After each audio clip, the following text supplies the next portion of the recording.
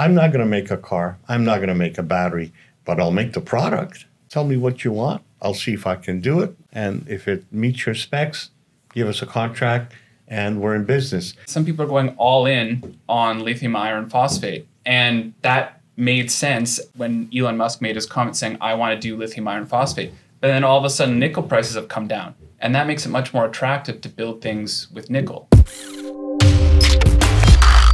Hi, everybody. It's Jean-Michel and with Louis David. And also we have Aurelian and Frank Bassa. Yes. So we got the Gauthiers on one side and we have the Bassas on the other side. And we're going to talk about Coniagas on this segment of Up to Speed. So Frank, tell us a little bit about yourself and tell us about this company, Coniagas. Coniagas hopefully is going to be a large potential open pit in northern Quebec. It's called a Graal. So far, we found about 6 kilometers of strike length on this deposit. We did about 17,000 meters of drilling, spent about $6 million, and we have some very high copper, cobalt, nickel assays. So we still have a lot of work to be done here. We do any deep drilling. Graal itself, basically it's Grail. It's the deposit is shaped like a funnel, like a martini glass.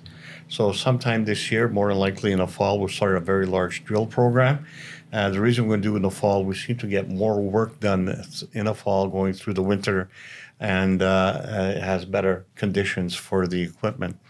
So we're doing that. In addition, we're looking at treating or building a facility to treat material from all over the world here in Quebec. And the intent was actually to supply the battery manufacturers here in Quebec and in Ontario. There's 2, I think, right now that are going to be built in Quebec, and there'll be about 3 in Ontario. So all of them need feed. And so a combination of feed coming from offshore, which is available now, and feed that will be available hopefully from our deposits in Quebec, will be able to supply long-term the battery markets in Ontario and Quebec. And hopefully we can come as a global leader and hopefully, do what we do best. We are kind of a resource-based economy in Canada, and we have unbelievable potential to become quite significant globally. Now, you mentioned the word feed. How important is feed in North America and in Canada especially? Feed is kind of critical. Right now, all these battery plants, they're building them, and usually they take 3 to 5 years to build. To build a mine in Canada is about 15 years. Wow. So the feed, if we get it offshore, which has actually been offered to us for many years, we've kind of looked at it, and I think we're at a stage right now. The intent is to do some work with SGS here in Quebec. We do have a process called Reed-to-Ox. We've already used this process to produce product for Asian buyers 5 years ago. So the process has been developed over a very long time frame, about 6 years. We spent about $8 million about 30 years ago, and we're able to produce product regardless of the feed on spec for the Asian market. So hopefully we can do that for feed coming out of other parts of the world and supply the North American market, basically the Canadian market, which would be in Quebec and Ontario. So the expertise obviously is there because you've been doing this. Now, because you've worked with these clients overseas, does that mean that you're potentially available to start even supplying these companies that'll be here in Quebec? Wow. Yeah, see, a lot of the feeds we take in is feeds that nobody else wants to take. And we have a process. It's kind of a green process, if you should call it. It's hydrometallurgical, which means there's no fire, there's not a smelter, and basically it's a closed loop, so nothing really gets put out into the environment. It works quite well. Like I said, we did bench scale, 2 pilot plants, then plant scale tests, and so it has a history of producing product. And it's actually quite a simple process. We kept the process very, very elemental, and it does what it should do, produce product for the battery market. This is great because what you're mentioning as well is that because you have this process down and you've already done the work before, well, it's something that can be streamlined rather quickly. But at the same time, you mentioned the key word, which is green, something that seems to be on everyone's mind, especially the last few years. Can you tell us a little bit more on why it's so important to work in a green economy concept? Our process is very elemental. It's closed loop, and what we call it is actually green. We try to produce zero discharge. So if you have a zero discharge process, basically you can put this process anywhere, and it produces product on spec onto the client needs. So in other words, we're client specific on the needs. When we went around looking for, what people wanted, we found everybody wants cobalt sulfate, but everybody had different specs. so we can produce on spec for the product that they want. So you mean you can vary the process to produce exactly each client's desired spec? Yeah. And why, my question is, why do they have different specs? Is there like different utilities? I don't know. I just, we don't ask. They just tell us what to do, and we just give it to them. And then, if they're happy, like our Asian client, we produce 20 grams, very happy with it. Then they ask for 10 kilograms. I said, sure, we can do that. We'll build a pilot plant to make the 10 kilograms. So basically, they have to see a fair amount of quantity of material before they grant you a contract to make sure you can produce larger quantities. Oh, to always make sure that it's always proofed at the same spec. So it's guaranteeing a batch. Yeah. Oh, that's really interesting. And this goes to what industry mostly? Well, in the Asian market, it's kind of interesting. It goes to a metal trader. From the metal trader, it goes to a battery manufacturer. Then it goes to the car manufacturer. Okay. While in North America, the car manufacturer wants to deal directly with you. So they're trying to bypass the metal trader, and somehow they also want to bypass the battery manufacturer. Like Nouveau Monde did, Panasonic. Was it Panasonic or? It was Panasonic. With Nouveau Monde graphite, they directly acquired a percentage of the Nouveau Monde. You see, when we were in Japan, we actually talked to our car manufacturers, went to see them, and you said, oh, yeah, we tried that route. It says we got our own lithium mine, we got our own this and that. And the guy said at the end of the day, says, you know what? We make cars. Says let somebody else do the batteries, let somebody else be the metal traders. We make cars. And they said, yeah, okay, we're good with that. So in other words, that makes a lot of sense. I'm not going to make a car. I'm not going to make a battery, but I'll make the product. And the fact is, tell me what you want. I'll see if I can do it. We make it. You evaluate it. And if it meets your specs, give us a contract, and we're in business. But, it's good. It's got to be segmented. If you try to be fully integrated and try to go right from the mine through the processing to making the battery to making the car, usually the car manufacturers, the people who have been making cars, for example, like you look at GM, BMW, Ford, they've been doing cars for years. None of them are actually in the oil industry. None of them have oil fields, right? So why start now, right? No, it makes complete sense. And I like the way you're talking about, Coniagas in the sense it's almost a fait accompli. You're talking about it. You're already, you're going for a pilot program. Yeah. It's because a lot of the juniors that we meet, they keep on telling us about their exploration. So I don't know if it scares me or it brings me a lot of confidence in the way you're seeing it. Is like you already know that you have a strike zone. It's like that, and then you're already thinking, and you've already done some produce. So, everything's falling into place. Well, what we're doing, we call it real time. So, in other words, not in addition to the exploration program, we're also doing all the test work to produce the product. So, in other words, a lot of people spend years doing exploration. They say, okay, we have a resource. Now let's see, who's going to buy my product. And then they have to wait months and months or years and years. So what we're doing it all up front. We're telling everybody, it's us. We're here. We can supply at this time frame. If not, we can bring it offshore for you, and we can do it for you. Yeah, it takes a long time to build a mine, from exploration to produce it. And then why wait months and years, to evaluate your product and then try to find a buyer? So what we're doing is telling the buyers, we're here now. It makes a lot of sense because not only are you doing the exploration, but at the same time, because you can adapt or at least build the recipe for all these different clients, well, it gives you an advantage towards just a simple exploration company, which means that you guys are not only diversified, but at the same time, you're not bound, just like you mentioned, to only that exploration aspect. And that's what investors are getting, I'm sure, when they're investing in Coniagas, correct? Well, we've done that before. Like we did this originally in the company. It's called Nord now. Before we even had a resource, we had a buyer for our product. Wow. The Asian market. We went to Europe. I met with the Germans, and they went crazy that we were able to deliver product on spec. But the Asians, they moved pretty quick. We met with the Chinese. They actually gave us a contract. We met with the Japanese immediately. Let's give me another 10 kilograms. We met with the South Koreans. Also the same thing. Let's get into business. So in other words, big demand, big demand. So I think what we're going to do here is, like I said, we'll try to focus on what we call the North American corridor. I think anywhere in the world where more than any place more electric cars will be sold will be in the North American corridor. We also have what we call the power to power these vehicles. You go to Europe, we did a few presentations in Europe, and we asked, how many people have electric vehicles? And out of the whole crowd, there was one person. And I said, why? He says, well, we can't get nowhere to charge our vehicles. There's no power, right? In North America, we can get power, in one way or the other. We have a lot of surface areas, so solar cells or windmills or whatever. We can get the power, but a lot of places in Europe, because of the density, they just can't build power stations or solar cells or windmills. Wow, that's a fact, and also the price of electricity in a lot of European countries. We can't afford it. That's it. Is like I'd like to eventually see a comparable for Europe between petrol and electricity. Which one would win out? Because we know in Canada, especially in Quebec, because we pay our electricity. We have excess cheap power. Yeah. No, you go to Europe and you'll find out nobody has an air conditioner in their house. That's true. Yeah, because they can't afford the power. It's hot in Europe, but they can't afford the power for air conditioners.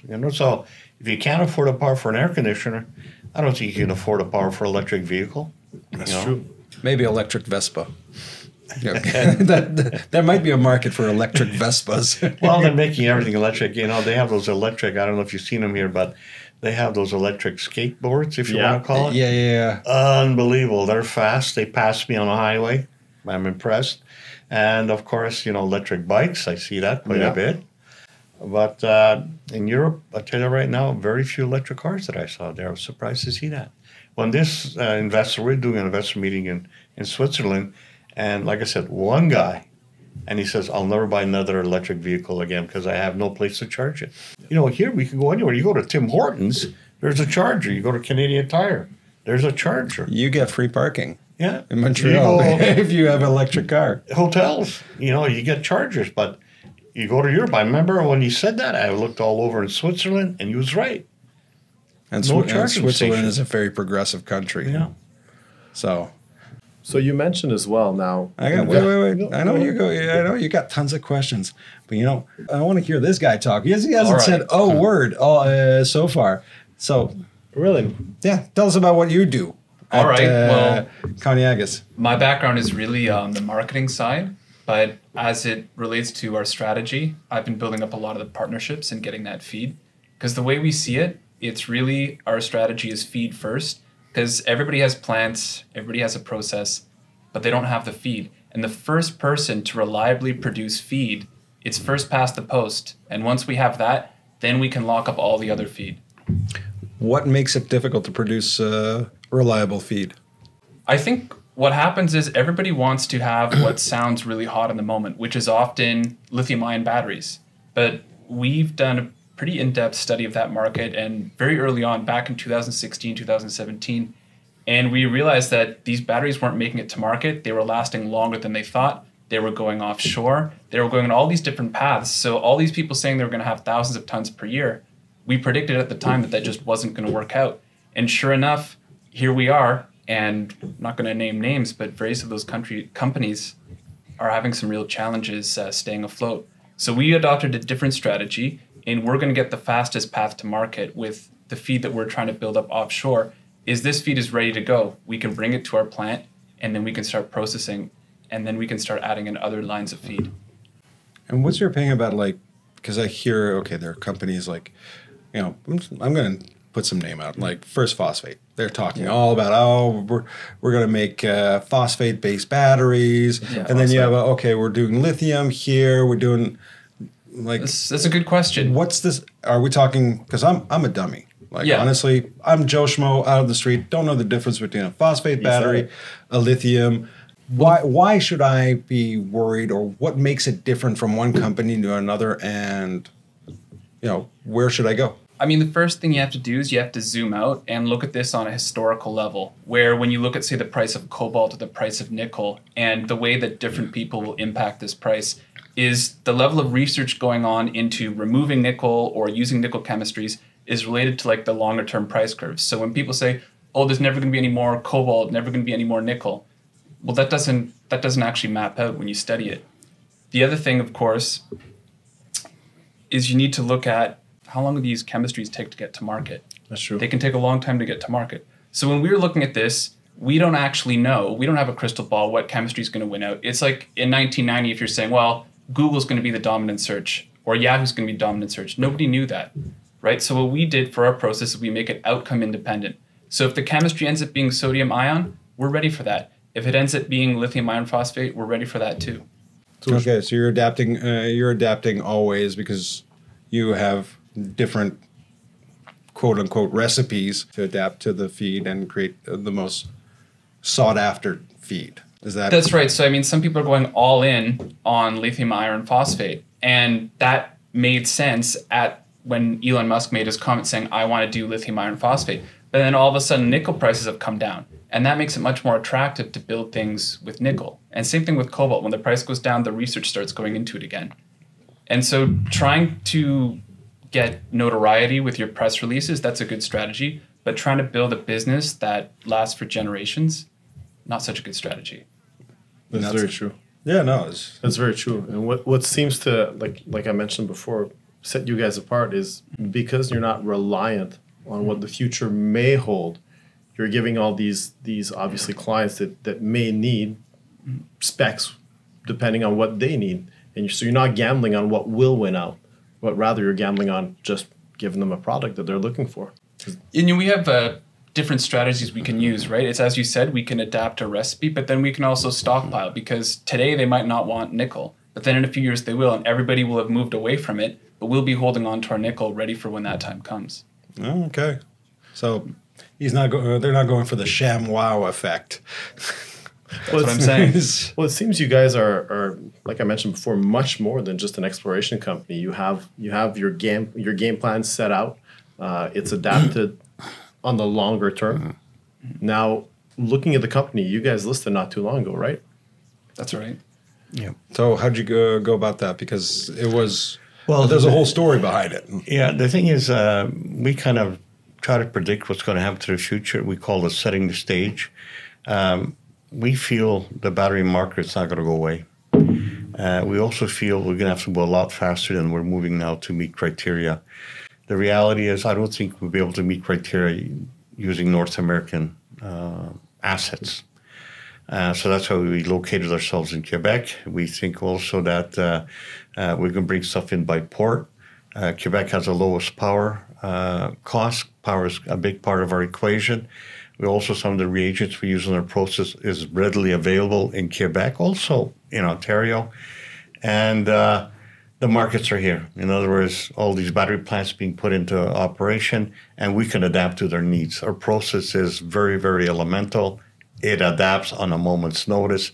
In other words, you can come in the morning, says, Frank, can you get your plant to make, this product? By the afternoon, we're making the product on spec. Wow. So we can just immediately make product, whatever they want, when they want. And how important is, because you touched another key aspect is, and you've probably seen this before, I'm sure both of you have, but you mentioned that because we were going at such a slow pace, have you seen this historically? That because the pace is so slow, then there's an acceleration that's needed, and that demand suddenly is accelerated as well? Yeah, the thing is right now, I'll see a major demand within maybe 3 to 5 years in Ontario, Quebec, in Canada, and the States, because you know what? They'll want the electric cars, and we'll be able to have electric cars, no batteries. Wow. It's like building a huge facility, and it's amazing. Nobody thought about it. Nice battery plant. Where is your feed coming from? And the way it's designed in North America and Canada, Quebec and Ontario, build a mill from drill to produce a concentrate, not the end product, just concentrate, 15 years, right? Wow. You build a battery plant 3 to 5 years. So you can't have a battery plant sitting around 10 years waiting for feed. Where are you going to get the feed? Offshore. Build a leach plant. The leach plant be running. By the time you get your mine running, you feed your leach plant. You're independent of feed from out of the country, and you have control over your economy. So when you look at the overall equation, you want to make this work, make it happen. As simple as that. Right? Like they've done for in Quebec with Northvolt. Yeah. Which is because that's the thing. Everybody always is looking at the file on Northvolt, going, "Oh, they're building a battery building plant." This and that. Nobody's asking where the material is coming from. And these are long term, right? So when you have a feed contract, like we're talking like years, decades even. So the other thing people aren't really thinking of is what are all the other demands that are going to be made on things like copper, nickel, gold. There's going to be other high technology uses that are coming in as well, squeezing that ever more. And just as you said, there's going to be a major acceleration in that demand. And you guys will be just set up perfectly to ride that acceleration, correct? I think Quebec is very good for us. We worked in Quebec in the past. It's not an environment for the weak or faint of heart. They like to accelerate your life. We like to go fast. It's a rush. I love the rush. To me, it's just Quebec is good. And, like I said, we've been in Quebec for quite a while, and we decided let's do our battery operations here. Wow, that's great. And it seems great for investors because, like you mentioned, company listed not too long ago, currently trading. So for an investor to get in a company like yours, he's getting a lot of things. But if we can just put it in resume, what is an investor getting if he invests in Coniagas? Well, he has to look long term. If you're going to do short term, don't get involved with us. These day traders doesn't work with us. Go long term. Battery markets is a long term thing. Yeah, a good example is Tesla. I don't know if you remember how Tesla started. Oh, yeah. It was a wonderful disaster. Perseverance, the guy is worth a few $100 million. The guy's globally producing $200 billion. Yeah. That's zeros. I don't know why you're worried about zeros. At that point, why are you worrying about? So he had another 3 zeros. So no, but when you look at it, you got to look at what this guy's doing. Mm-hmm. Build plants, in China, which everybody thought, you can't compete in China. He is. Built one in Europe, BMW, he's competing with people like BMW, Porsche, and Volkswagen. And you know what? He's doing a wonderful job, right? Building the factories even in the States as well. Yeah, no, he's got them in Texas and in Nevada, I think, is the other exactly. one. Yeah. Yeah, but when you look at it, the guy was nothing a few years ago, had a lot of challenges. He was never stopped fighting, and you look at him now, right? Yeah, no, you're right. That's the thing is you got to be, whenever you get into a resource, or new technology or something different, even not necessarily different, sometimes even old, you got to have that perspective of a little bit of longevity, and you got to be long term. If you're going to be in and out, don't invest with us. You're not going to make any money, right? You'll get frustrated. And what would you define long-term for an investor getting into your company? Well, I think the market is going to have a lot of up and down, so you ride the wave. That's what we do. You see, usually we work on an 36-month window, and every time we work in that window, we usually do a 10 to 30-fold increase in our share price. Ooh, okay. That's So, but it's not for everybody. Like if you're going to be scared at every time you get a downturn, so what we do is, there's a downturn, I just buy more, all right? Average? Yeah. No, I average down because, you have to look at the equation. Listen, this is not going to go away. It's not like, it's going to stop. It's not going to stop. The reality is, sooner or later, everybody's going to have an electric car. The fact is, they'll make fuel costs so high that, you know what? You look at now, the price of even now, with the purchase price and the operational cost of an electric car, it's actually cheaper than the fuel. Oh, absolutely. Yeah. And plus, you don't get to be told frustrating lies on the radio about gas prices because they jump 25 cents overnight because of the carbon tax. Or the wars or this or that. They mysteriously jumped because of that overnight. And now they're taking their sweet time to come back down. Yeah. No, I see electric vehicles almost in everybody's future. Not just electric vehicles, but a lot of other stuff that will be battery powered. And it's good. I'm okay with that. I think, they'll make the vehicles, worthy of buying. When you look at the economics, the cost to operate an electric car is cheaper than operating a fuel-powered car, And they're making it, self-driving, which is kind of nice, you know. It's we're going to that. Just just if we think about what they've been talking about, I know in different in Asia a lot. They've been talking about like 15-minute cities, where everything is pretty much it's electrified, all transportation, places, all that, because it makes economic sense. Yeah. Yes, they'll give you a nice little wrap around ribbon of that it's green, it's good for the environment. Let's never kid ourselves. Anybody that makes a decision always thinks about the dollars first. And whatever happens, It's good economics. or bad, it's all this is economics, and the reality is it's better than before, right? It is. And also, because we're seeing all these political changes, these taxes that are coming about, obviously gas vehicles are being discouraged slowly, but all these laws and politics that are getting involved will create that acceleration you mentioned as well, right? Well, I mean, people are talking about the dates as though, well, what if they don't meet the dates and the whole thing is off? It's like, well, they'll just delay it then. no. Like, it's still coming, right? They're going to automate vehicles. They're going to electrify. Oh, yeah. It might not happen according to the target date, but there's been too much momentum to turn it around. That's true. No. It's just the way it goes. Well, it's the way the planet's going. So where do we buy your stock, and how do we do this? Well, it trades on the venture, symbol is COS, and it's a light, thin trader. It says we have 32 million shares. We do, but there's only 5 million shares out there, right? Oh, get them when you can. Get them when you can. And the way we did it, it's a dividend. We gave it out to our shareholders. We've done these before, these dividend. So usually 1/3 of those shares get sold. Some investors dump it. So about 1 million shares get dumped, 1.2 million. And after that, the market just tightens up and it takes off. It just goes ballistic. So, it'll go ballistic, I think, on a combination of us doing some test work with SGS in Quebec. And I think probably, if we get some agreements in place with product coming in from offshore, and of course, our drill program, we've always been very successful. We drill, we talk nonstop. And every time we've done it, like I said, we've driven our stock. And the way the company's designed, nobody gets paid. They all get options. And most of our people make money on options. Some of my companies, some of the people have made in basically an 18 to 36 month time frame between $2 million to $7 million in that time frame on options only. So we kind of reward people by options, and that drives them. We run also a virtual office. That's another thing people don't understand. We've been virtual office from day one, decades before anybody else. Nobody has a luxury car, nobody has a chair, nobody has a computer.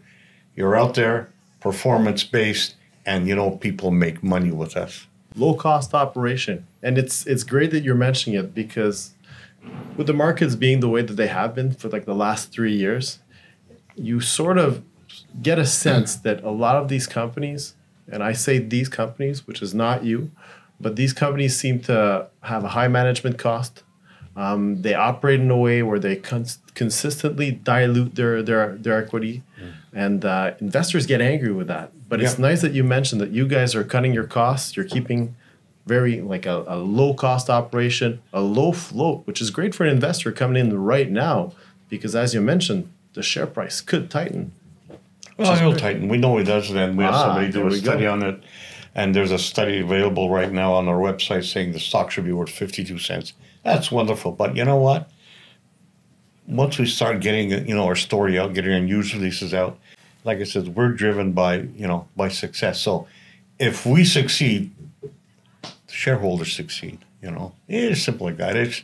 We're a very elemental company. We're straight to the point. You can reach out to us. We run our own forum. We're one of the few public companies that run their own forum. You can send me an email any time of the day. You might get an answer at 2 a.m. on Sunday. I love it. I love the rush. I love doing what I do. This is great. I think that's actually the best way to end this this podcast. Well, actually, I'd add one thing. Of course you do. Just another last thing. One last thing. What I do like as well is I see the longevity in the company, because you're here. Your son works with you as well. Yeah. So it seems the company's not just set off even in the long term, but on a much, much longer term, right? Yeah, no, we're transitioning. I feel that the skill sets required now requires a younger person to come to the table. I'm old school in the field. The young person is more transition to what I think delivering the message, the quality of the message, and you know what? Give the opportunity to young people. The problem with our society, you look at Canada, they make you work till you're 67 or 72. You know what? I'm not going to buy a fridge or a car or something like this.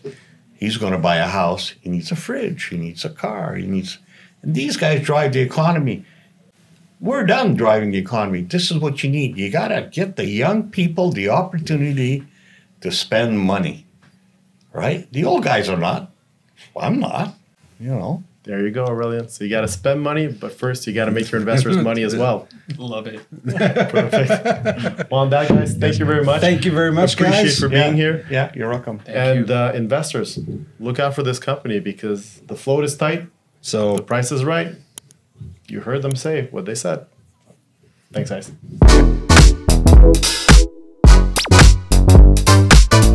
Well, if you made it this far, you must be a real fan. So you better smash that like button, let us know what you think down below. And if you're not subscribed already, do that and turn on that little notification bell so you don't miss a single one of our videos. While you're at it, check out the last one. It was a real good one. And until next time, see ya.